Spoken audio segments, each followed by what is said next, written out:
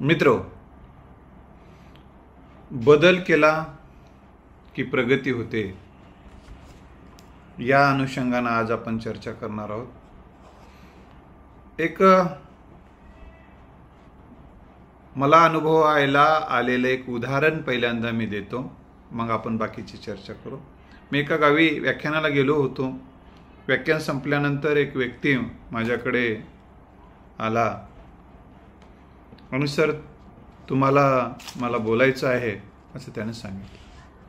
मी म्हटलं थोडं थांबा, मी अर्धा तास उशिरा जाईल नांदेडला, परंतु मी तुम्हाला बोलून जाईल. पण आता ही माणसं आहेत, बोलतायत, फोटो घेत आहेत, ते झाल्यानंतर आपण बोलूया. मग सगळी माणसं गेले निघून. मग चला म्हणल्यानंतर मी घरी गेलो आणि मग त्यांनी सांगितलं काय प्रॉब्लेम काय. त्यांनी सांगितलं की सर, माझ्या बायकोचं आणि माझ्या आईचं जमतच नाही, काही बदल करून बघा म्हटलं. काय बदल करावं म्हणलं. सर, बायकोची एक बदललो म्हणला, एक बायको सोडून दिलो म्हणला, पण काय बदल होत नाही. माय काय सोडता येत नाही म्हणला. मग ती बायको सोडून देण्या अगोदर त्यांना काही तुम्ही त्यांच्या काही चुका बायकोच्या असतील किंवा आईच्या असतील, काही सुधारण्याचा प्रयत्न. नाही, कोणी सुधारायला तयार नव्हतं मला. तिलाही सांगितलं तर मी बदलणार नाही, तिलाही सांगितलं मला मी बदलणार नाही. एकतर राहिलं तर संसार सोडून देईल, परंतु मी बदलणार नाही म्हणली. बरं ठीक आहे म्हणून ते विषय तुटला म्हणलं. मग आता असंच चालू आहे म्हणलं दुसरेच आहे.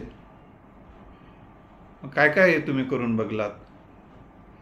पूजा अर्चा करून बघलो म्हणला, नवस सायास करून गेले, भंडारे केले, तीर्थयात्रा केल्या, मठात गेलो, महाराजाकडे गंडेदोरे केले, दर्ग्यावर गेलं, चादर तिथं पण चादर त्या दर्ग्यावर अंतरली, सगळं करून बघितलं. काहीच फरक पडणार आहे म्हणलं. मी म्हटलं त्यानं काय फरक पडणार आहे म्हटलं. मग काही तुम्ही सांगा, मी त्याबद्दल करायला होतो. मी म्हटलं तुम्हाला सांगता येणार नाही तर त्यांनाच आपण बोलूया एकट्याला, आणि मग काही जमते का बघू.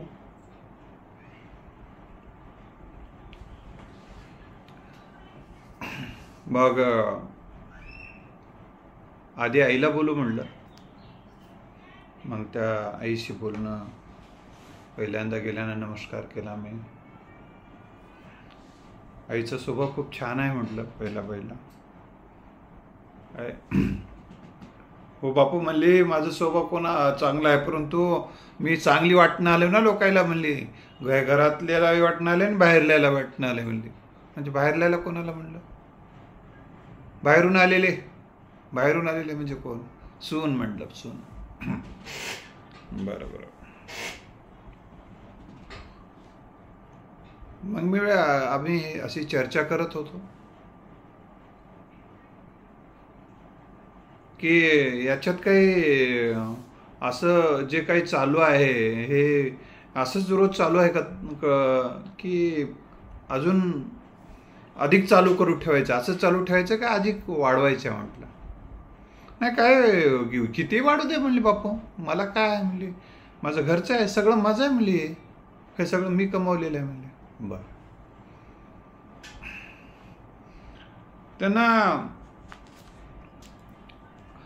माझ्या मनाप्रमाणेच जर वागले सगळे तरच बरं आहे म्हणले, नाही तर काय यायचं खरं नाही म्हणले. बरं, सगळं माझं आहे. ओके, म्हणजे बरोबर आहे ना म्हणलं, तुम्ही कष्ट करून केले हे ठीक आहे म्हणलं, तुमचं बरोबर आहे. मला मान दिलाच पाहिजे म्हणले, मला मान दिलाच पाहिजे, मला विचारूनच निर्णय घेतला पाहिजे. स्वयंपाक करायचा असू दे, काही विकत घ्यायचं असू दे, काही घरात आणायचं असू दे, घरातलं काही विकायचं असू दे. ओके, बरं, हे सगळं झालं. बरं सर, सगळं समजा असं झालं की तुम्हाला मान दिला, तुम्हाला सगळं विचारून निर्णय घेतला, सगळं तर बदल होईल का? मग काही प्रॉब्लेम नाही ना? हा, काय प्रॉब्लेम आहे म्हणले, एवढंच आहे आपलं म्हणले, बाकी काय करायचं म्हणजे आपलं. आणि हे सगळं त्यांचंच आहे म्हणली. मी काय बोंद्यावर घालून घेऊन चाललो, बोंद्यावर जाणार नेणार आहे काय म्हणले, मी सगळं नेणार आहे काय, म्हणजे आता काय थोडं उरलंय म्हणले, माझे लाकडं समशानात जाऊन बसलेतच म्हणले आता. बरं, हे सगळं त्यांचंच आहे, सगळं त्यांचं आहे. आत्ताच म्हणलात की मी म्हणलं तुम्ही आई माझं आहे म्हणून म्हणलात. आत्ता आहे म्हणली, फक्त काही दिवसानंतर यांनाच देऊन जाणार आहे ना म्हणली, मी काय दुसऱ्याच्या नावावर करून थोडंच जाणार आहे म्हणली. म्हणजे तुम्ही हे सगळं त्यांचंच आहे, फक्त काही दिवस तुम्ही फक्त म्हणणार आहात. हो म्हणले, तसंच आहे म्हणलं. बरं, तुम्हाला मान दिला की झालं. मान द्यायचं म्हणजे काय करायचं म्हटलं? काय नाही मला मला विचारायचं म्हणले, कोणती भाजी घालू, कोणती काय स्वयंपाक करू, हां एवढं सगळं विचारायचं म्हणले मला. बरं, कौतुक तुमचं आहे, मला काय करायचं नाही म्हणले कौतुकाचं कोणाच्या. हा, खरं तर तिथंच असते सगळं दुखून. आता ते जरा टेम्परेचर खूप वाढलेलं होतं. मग थोड्या वेळाने ठीक आहे म्हणलं, आम्ही बसलो. त्यानंतर ती माऊली दुसरी त्यांची जी पत्नी होती त्यांच्याशी आम्ही जरा बोललो. त्यांना जे काही 4 गोष्टी सांगितले ते मी तुमच्या समोर मी सांगतो.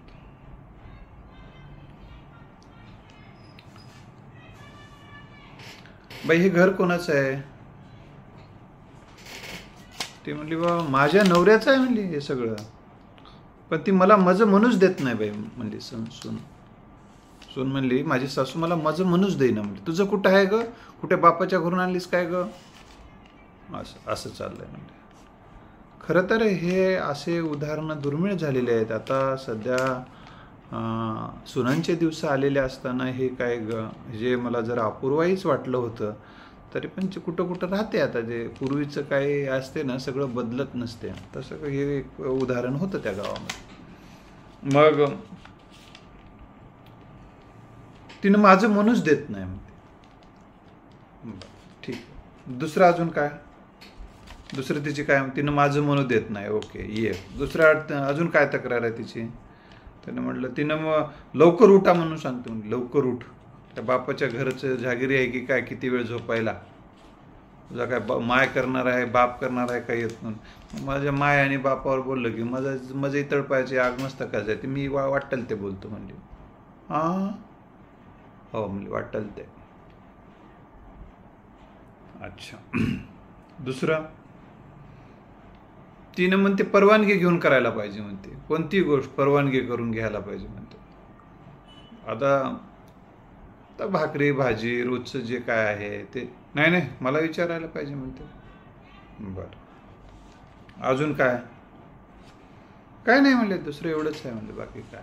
ती काय मला मार आली की काय म्हणले. बरं, आपण आता बरं हे असं किती दिवस चालू द्यायचं म्हटलं? तुम्हाला तुमचं आत्ता लग्न झालेलं आहे, तुमचं अख्खं आयुष्य पडलेलं आहे, लक्षात आलं? तुमच्या नवऱ्याला तर बाप नाही, लवकर मरून गेला असं मला कळलं.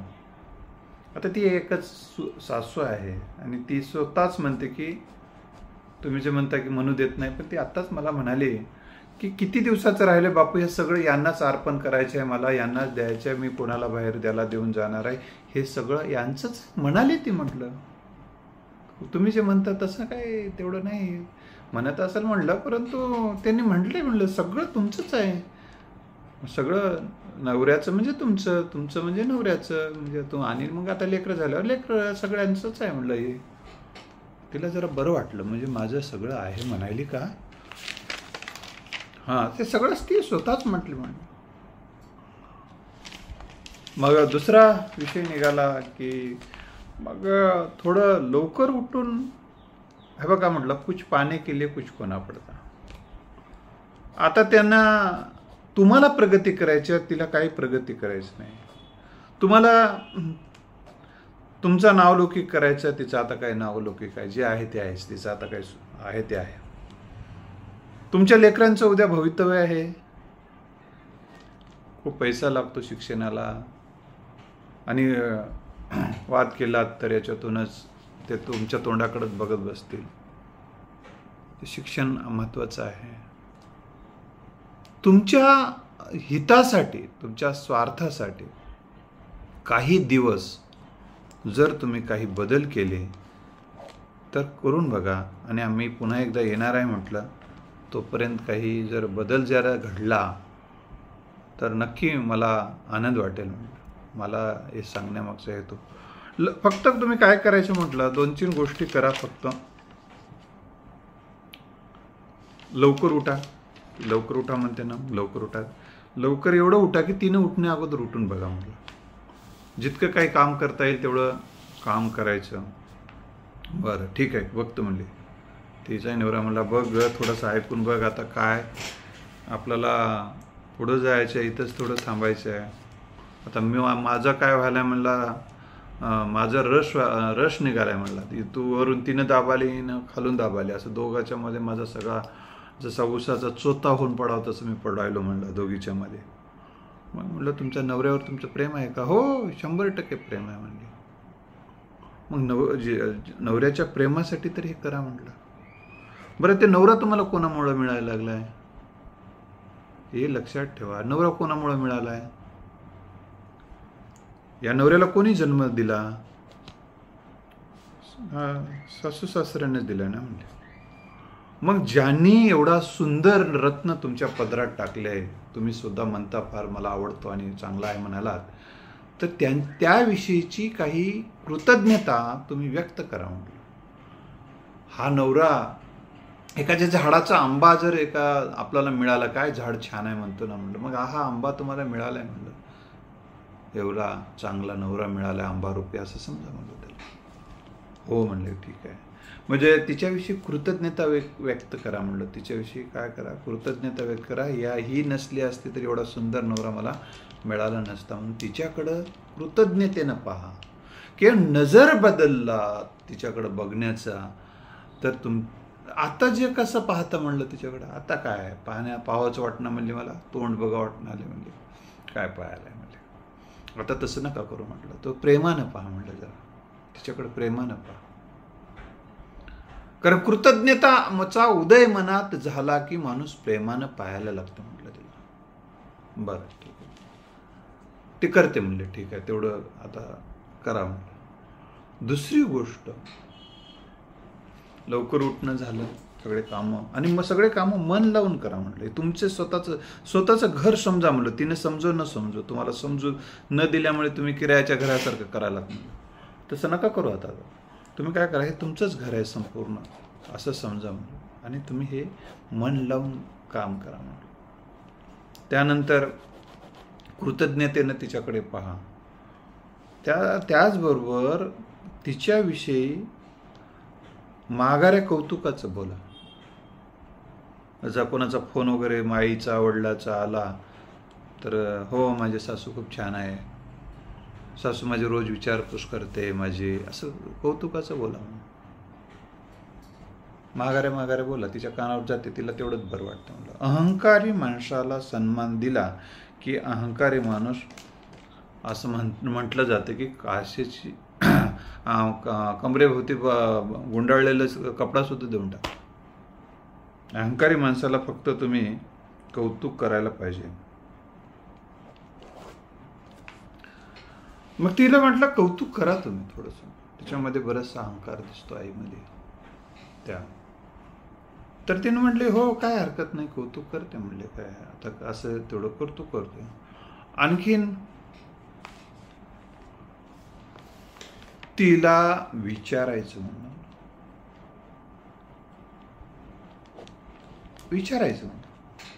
काहीच नाही, तिला रोज विचारायचं गरज नाही, फार म्हणजे आयुष्यभर तुम्हाला विचारायची गरज नाही म्हटलं. तिनं मरेपर्यंत विचारावं लागेल ही अपेक्षा काही नाही. काही दिवसानंतर तिचा अहंकार कमी होऊन जाईल आणि मग तुम्हाला ती प्रेमानं बोलेल म्हणलं. विचारायचं म्हणलं काय एवढं मी काय करू आज, कोणती भाजी घालू, कोणती भाकरी घालू, असं विचारायचं मला. काय हरकत नाही म्हणजे विचारते, म्हणजे ते पण विचारते. हे सगळं सुरू झालं त्यांचं.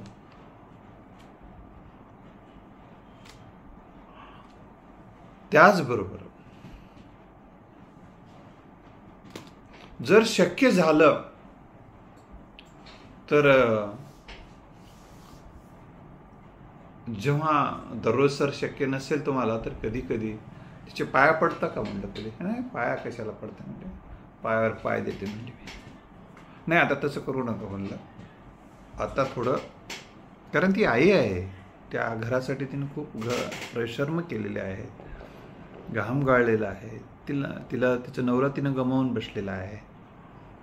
हे सर्व करूनही तिला जर कौतुक होत नसेल, तिला कोणी विचारत नसेल, सन्मान देत नसेल, आता नवरा नाही आहे, आणि अशा पद्धतीने तुम्ही ठीक नाही, पायावर पाय देतो म्हणता, असं उचित नाही. नाही ठीक आहे, आता पहिलं म्हणलो म्हणजे आता नाही करत, ठीक आहे करते म्हणजे त्याला थोडा नमस्कार करत जा. शेवटी काय असते म्हणलं, हे बघा या हाताला दुखवलं म्हणजे हा एवढा हातच दुखत नाही, माइंड दुखतंय, सगळं आपल्याला दुखतं म्हणलं. तसं तुम्ही सासूला दुखवलं की नवरा दुखवला जातो, आणि नवरा दुखवला की तुम्ही दुखवल्या जाता. तुम्ही तिघही दुःखात असल्यावर सगळं घरात काही आनंद राहणार नाही म्हटलं. आणि लक्षात ठेवलं पाहिजे, आपल्याला काही मार्गदर्शन करणाऱ्या पाकिस्तानमधून थोडंच लोक येणार आहेत. आपलंच आपल्याला सांभाळायला पाहिजे असं त्यांना सांगितल्यानंतर त्याही, अहो तुम्ही, मला तुमच्याही वेदना माहीत आहे म्हणलं. तुम्ही इथं आलात या घरामध्ये, तुम्ही तुमचं आडनाव बदललं, इथं आल्यावर तुमचं नावही बदललेलं आहे की काय माहीत नाही म्हणलं. हो म्हणली बदलले. इथं आल्यावर नाव बदललं, तुमचं आडनाव बदललं, पूर्वी ज्या नावानं आणि आडनावानं ओळखले जातात. तुमचा खूप मोठा त्याग आहे, एवढे सगळे नातेवाईक सोडून आलात ताई म्हणलं, इथले नवे नातेवाईकाशी नातं जोडताय म्हणलं, तुमचं खूप मोठा त्याग आहे. एवढं सगळं कामं, घरातली सगळी कामं तुम्ही करताय, एवढं सगळा सोन्यासारखं तुम्हाला नवरा मिळाला आहे, हे सोन्यासारखं घर आहे, एवढं छान घर आहे तुमचा, वाडा मोठा आहे म्हणलं, शेती चांगली असेल. हो म्हणले बागायत शेती आहे म्हणले, म्हणजे सगळं आहे म्हणलं, किती सुंदर आहे, आणि हे सगळं यांच्यामुळे मिळालेलं आहे. आता एक छोट्या गोष्टीमुळे हे जे वाद चाललेले आहेत याच्यातून कुठंतरी बाहेर आलं पाहिजे.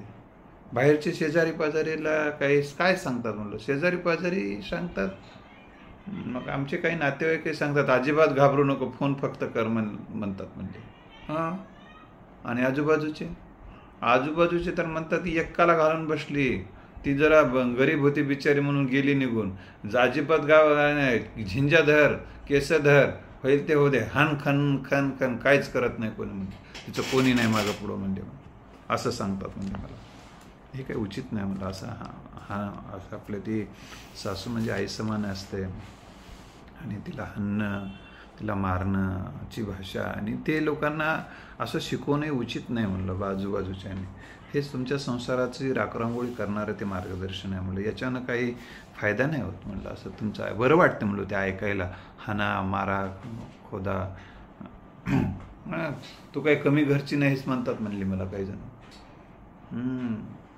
वाघीनच वाघीन, अजिबात घाबरू नको माय म्हणले, नाही तर तुला पळविते, हिनं पळविते बघ म्हणून सांगतात म्हणले, शेजारी पाजारी असं सांगतात म्हणले, पळविते. मग मला पण जोर उठते म्हणले, खरं हिला घाबरायचंच नाही. मी असं उठलं की असं आज जे होईल ते होईल म्हणूनच वावरते म्हणले. बरं, हे काय ज्याचे चुकतंय, आता त्यांच्याकडे तुम्ही लक्ष देऊ नका म्हणलं, त्यांच्याकडे तुम्ही लक्ष देऊ नका. तुम्ही तुमचं लक्ष देऊन तुमच्यात सुधारणा करा, आणि मग प्रयत्न केला तर फरक पडू शकतो. मग त्या एवढं सगळं सांगून मी जेव्हा निरोप घेतला,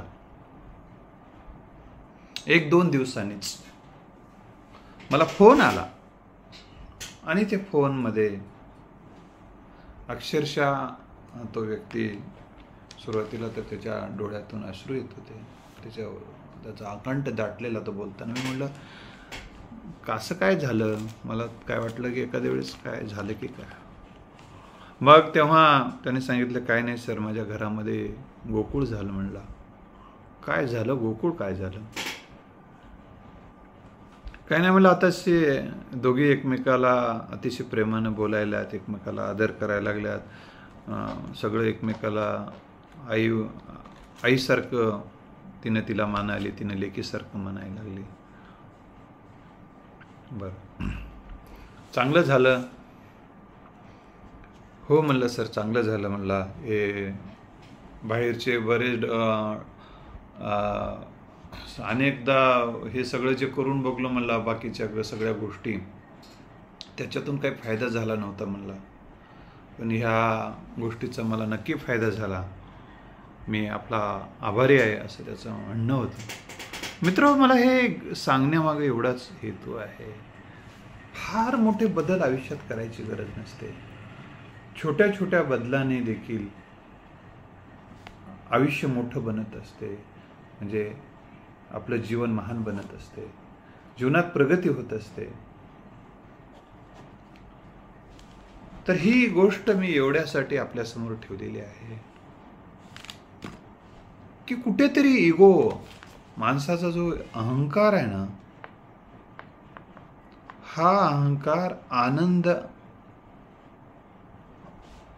आणि प्रगतीच्या आड येणारा भाग आहे.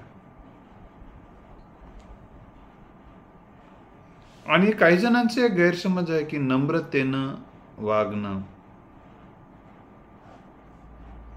पुढच्याला किंमत देणं, पुढच्याचं ऐकून घेणं,